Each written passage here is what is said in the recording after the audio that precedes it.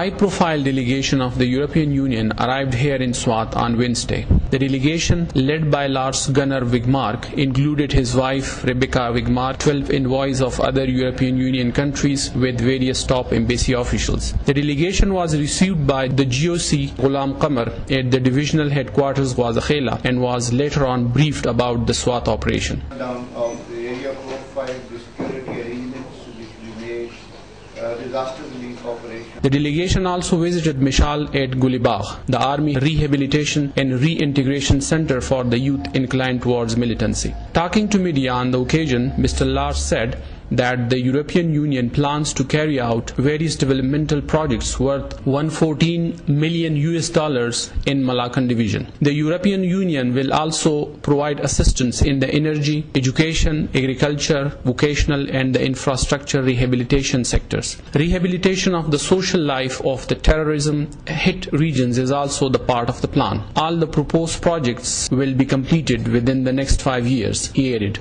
Thank you. Well, first of all, on behalf of the European Union, I'm here with a number of colleagues, several ambassadors from EU member states in Islamabad, and myself as head of the European Union delegation. This is the first time we visit Swat, and I think it's a vote of confidence for the situation here in Swat and the good work that has been done here by everyone involved, both the military and the civilian administration. I think we're all, so far, we just arrived this morning, very impressed with what we have seen. We will continue to see some of your cultural sites, the Gandhara civilization sites later this afternoon. We've had a briefing of the military, I think visiting this school here for de-radicalization, but also teaching vocational skills to young people is very much important. This is also a priority for the European Union and Pakistan in terms of our cooperation. Education, as you know, is the key for the growing young population here in Pakistan, and also vocational training that we have just seen here at the Mishal Center, which I think is very impressive to see how these, I thought, mostly young, but I also see some older men learning very practical skills.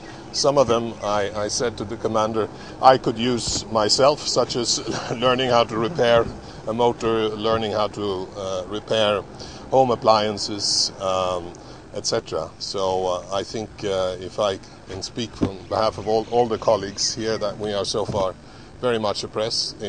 The weather is very nice, and I think we will go back tomorrow and encourage all of our colleagues to come here more frequently.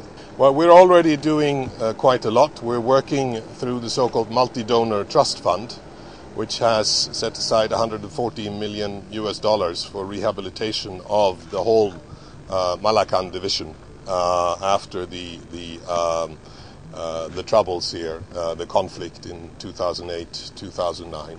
And 70% of this 140 million comes from the European Union and European Union member states. So we're the largest donor there. We're also supporting through the United Nations refugees programs in order to integrate refugees back into society here in Swat and in Malakand and Khyber Pakhtunkhwa in general.